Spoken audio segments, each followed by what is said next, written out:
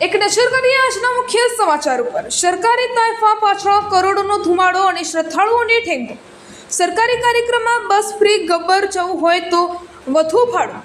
ST બસનું ભાડું વધારીને સરકારે મા અંબાના ભક્તો પાસેથી લાખો રૂપિયા સેરવી લીધા અને જેમાં ભાદરવી પૂનમ હોય પ્રસિદ્ધ યાત્રાધામ અંબાજીમાં શ્રદ્ધાળુઓનો ઘોડાપૂર ઉમટી રહ્યો છે અને એક તરફ હિન્દુત્વની દુહાઈ દેવામાં આવી રહી છે ત્યારે બીજી તરફ મા અંબાના દર્શન કરવા આવનારા માઈ ભક્તોના સરકાર જ ખિસ્સા ખંખેરી રહી છે।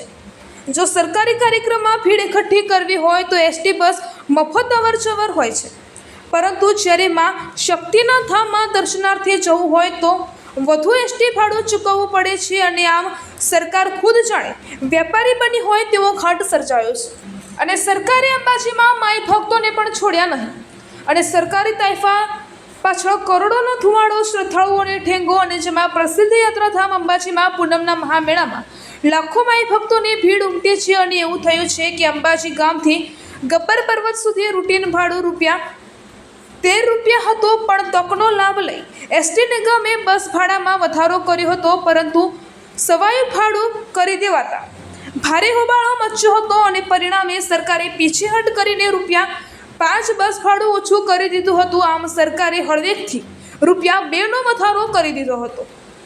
રિપોર્ટર ચોકસી ગુજરાત ન્યૂઝની સાથે કયુમભાઈ ચૌહાણ, થરાદ લાખણી, બ્યુરો ચીફ, બનાસકાંઠા।